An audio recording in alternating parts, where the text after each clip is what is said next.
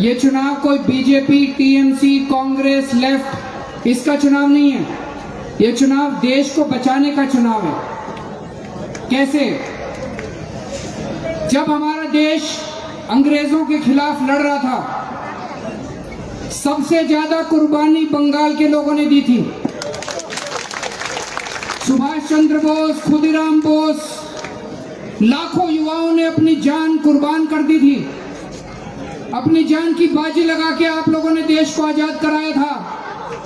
आज जो लड़ाई आप लोग लड़ रहे हो, वो इस आजादी को बचाने की लड़ाई लड़ रहे हो आप लोग। पूरा देश देख रहा है बंगाल के चुनाव को। पूरा देश देख रहा है कि कैसे आप लोग सड़कों पे, गलियों में इन बीजेपी वालों से लड़ रहे हो, देश को बचाने के लिए लड़ रहे हो, और पूरा देश आपके साथ खड़ा है। इसलिए मैं दिल्ली से आया हूं, इसलिए आपका साथ देने के लिए आया हूं, क्योंकि आप जो लड़ाई लड़ रहे हो वो देश के लिए लड़ाई लड़ रहे हो। कल जब इतिहास लिखा जाएगा, जैसे आज हम कहते हैं सुभाष चंद्र बोस और खुदीराम बोस, उन्होंने देश को आजाद कराने की लड़ाई लड़ी। इतिहास में लिखा जाएगा कि आप लोगों ने देश की आजादी को बचाने की लड़ाई लड़ी, और उस लड़ाई में एक दिन केजरीवाल भी आया था आप लोगों का साथ देने के लिए।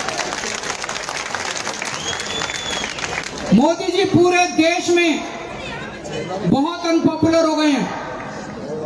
केवल बंगाल नहीं, पूरे देश में लोग अब उनसे नफरत करते हैं। 12 साल में उन्होंने देश का कबाड़ा कर दिया, देश को बर्बाद कर दिया।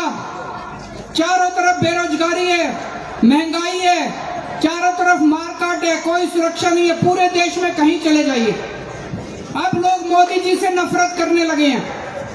आप सोशल मीडिया पे जाइए, इतने मीम्स बनते हैं मोदी जी के ऊपर। रोज ट्रंप खड़ा होकर मोदी जी को गाली देता है।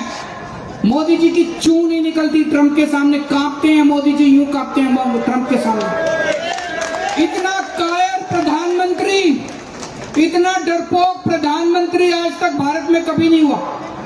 मोदी जी के मीम्स बनते हैं। अब उनके लिए चुनाव जीतना बहुत मुश्किल हो गया है। अमित शाह और मोदी जी के लिए चुनाव जीतना बड़ा मुश्किल हो गया है, क्योंकि लोग नफरत करते हैं। तो उन दोनों ने मिलकर एक षड्यंत्र रचा। उन्होंने षड्यंत्र रचा कि वोटर लिस्ट में गड़बड़ करो, लोगों के नाम काट दो, फर्जी लोगों के नाम जोड़ दो। बंगाल के 27 लाख लोगों के वोटर लिस्ट से नाम काट दिए। 27 लाख लोगों को, 27 लाख कोई कम नहीं होते।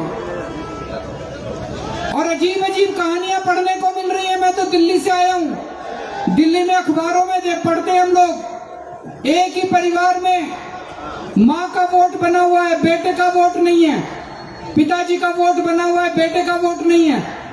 इसका मतलब माँ भारत की सिटीजन है, बाप भारत का सिटीजन है, लेकिन बेटा सिटीजन नहीं है। ऐसा कैसे हो सकता है? उनके दादा परदादा पुरखे भारत में रहते थे, 200 साल से 300 साल से बंगाल में रह रहे हैं, और अब उनका वोट काट दिया। 27 लाख लोगों के वोट काट दिया, आपकी नागरिकता छीन ली। अगर आपने बीजेपी को वोट दे दिया तो ये 27 लाख लोगों का बीजेपी क्या करेगी, भगवान मालिक है क्या करेगी। केवल ममता दीदी बचा सकती है आप लोगों को। गलती से भी इनको वोट मत दे देना। ये इनका क्या करेंगे बीजेपी वाले, इनका कुछ नहीं पता। ये बड़े खतरनाक लोग हैं, ये लोग चोर हैं भाई साहब, बता रहे हैं। ये लोग क्या कर, जिन जिन लोगों के वोट कटे हैं उनको अब सरकारी सुविधा नहीं मिल सकती। उनका राशन कार्ड कैंसिल हो जाएगा, उनकी सारी सुविधाएं कैंसिल हो जाएंगी। इसलिए इन 27 लाख लोगों से मैं कहना चाहता हूं, आपको अगले 1-2 दिन के अंदर टीएमसी का कार्यकर्ता बनके एक एक घर में जाके वोट के लिए बोलना है। बीजेपी के खिलाफ वोट पड़ना चाहिए, ममता दीदी के पक्ष में वोट पड़ना चाहिए, टीएमसी के पक्ष में वोट पड़ना चाहिए। तभी आप लोगों की जिंदगी बचेगी, तभी आप लोगों की जिंदगी बचेगी। नहीं तो ये पता नहीं क्या करेंगे बीजेपी वाले, गलती से आ गए तो आप लोगों को जिंदगी हराम कर देंगे ये लोग।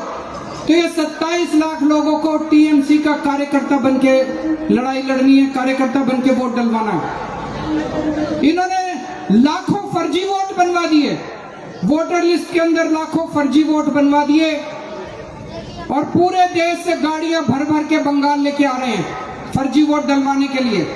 ऐसे चुनाव जीतना चाहते हैं मोदी जी। मोदी जी ऐसे चुनाव जीतना चाहते हैं क्योंकि वो ईमानदारी से चुनाव नहीं जीत सकते। मोदी जी के 3 यार, ईडी, सीबीआई, ज्ञानेश कुमार।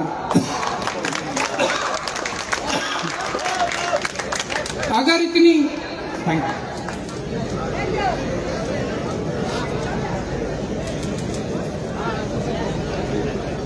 इतनी बेईमानी करने के बाद भी, ईडी का इस्तेमाल करने के, और मेरे को पता चला है पूरे देश से मिलिट्री बुला रखी है यहाँ पे।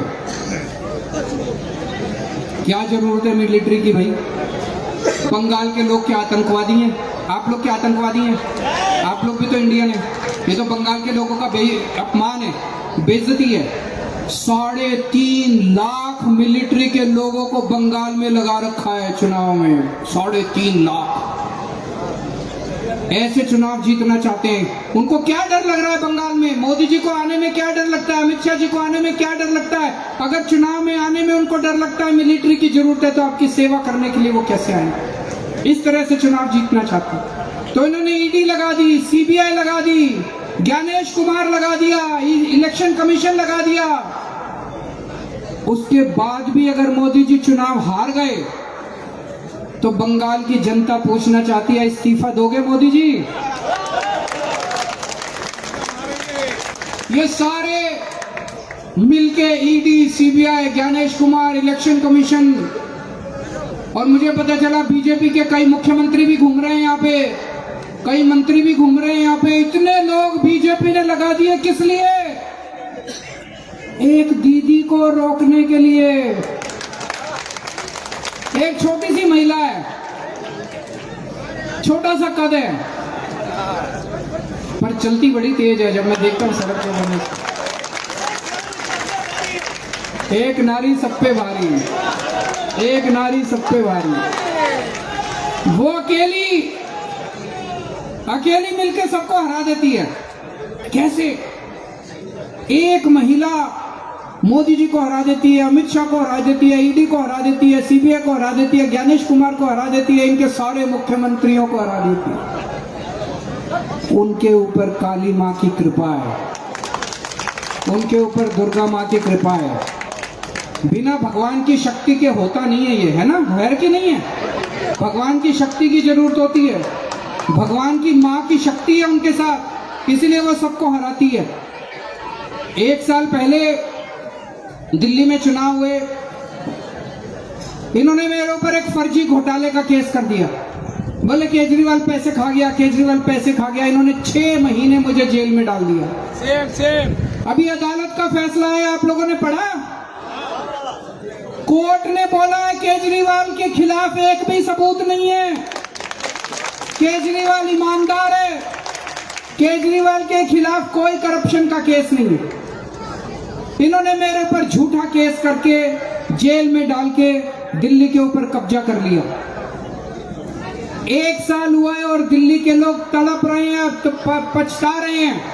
जितने अच्छे काम हमने किए थे, सारे काम एक एक करके बीजेपी ने 1 साल में बंद कर दिए। हमने स्कूल बनवाए थे, वहां पे इन्होंने स्कूल बंद कर दिए। हमने अस्पताल बनवाए थे, अस्पताल बंद कर दिए। हमने मोहल्ला क्लिनिक बनाए थे, लोगों के लिए फ्री दवाई का टेस्ट का इंतजाम किया था, वो बंद कर दिया। हमने फ्री पानी देते थे, पानी फ्री बंद कर दिया। अब फ्री बिजली भी बंद करने जा रहे हैं। महिलाओं को हम फ्री बस में यात्रा देते थे, वो भी बंद कर दी। दीदी ने जितने काम किए हैं, अगर आपने बीजेपी को वोट दे दिया, 24 घंटे में दीदी के सारे काम बंद कर देंगे ये लोग। यहाँ पे जितनी महिलाएं बैठी, आपको 1500 रुपए मिलते हैं कि नहीं मिलते हर महीने? हाथ खड़े करके बताओ जिस जिसको मिलते हैं। सोच लेना, अगर आपने कमल का बटन दबा दिया गलती से, अगर आपने बीजेपी को वोट दे दिया, 1500 रुपए मिलने बंद हो जाएंगे। और अभी ये मोदी जी आके कह रहे हैं मेरे को वोट दे दो, मैं 3000 दूंगा। मैं उनसे कहना चाहता हूं मोदी जी, पिछले साल फरवरी में दिल्ली का चुनाव था, मोदी जी ने फरवरी में बोला था 8 मार्च को हर महिला के खाते में 2,500 आ जाएंगे। 1 साल हो गया, अभी तक 1 पैसा नहीं आया किसी महिला के अकाउंट में। सबसे झूठा प्रधानमंत्री है, जो बोलता है झूठ बोलता है मोदी जी, उस पे यकीन मत करना। मैं दिल्ली से आया हूँ, मोदी जी ने कहा था हर महिला को 2,500 रुपए मिलेंगे, अभी तक 1 पैसा नहीं मिला। यहाँ आके कह रहे 3,000 दूंगा, 1 पैसा नहीं देने वाले। जो दीदी दे रही है 1,500, ये भी बंद कर देंगे। दिल्ली में इन्होंने मोदी जी ने बोला था 1 सिलेंडर दूंगा, आज तक 1 सिलेंडर नहीं मिला, 1 सिलेंडर नहीं मिला। तो इनके बातों पे यकीन मत करना, बिल्कुल झूठे हैं। दीदी आपके लिए लड़ रही है, बंगाल के लिए लड़ रही है, और केवल बंगाल के लिए नहीं, देश के लिए लड़ रही है। यहाँ पे बहुत सारे लोग आए हुए हैं, इनमें कुछ बीजेपी वाले भी होंगे, कुछ कांग्रेस वाले भी होंगे, लेफ्ट वाले भी होंगे। मैं उनको कहना चाहता हूं, ये चुनाव पार्टियों का चुनाव नहीं है, ये चुनाव देश को बचाने का चुनाव है, जनतंत्र को बचाने का चुनाव है। अपनी पार्टी को वोट मत देना, देश के लिए वोट देना। देश के लिए टीएमसी लड़ रही है, देश के लिए दीदी लड़ रही है। इस बार सारे मिलके, चाहे किसी पार्टी के हो, चाहे बीजेपी के हो, चाहे कांग्रेस के हो, इस बार अपनी पार्टी को वोट मत देना, सारे मिलकर दीदी को वोट दे देना, दीदी वाला बटन दबा देना सारे मिलकर।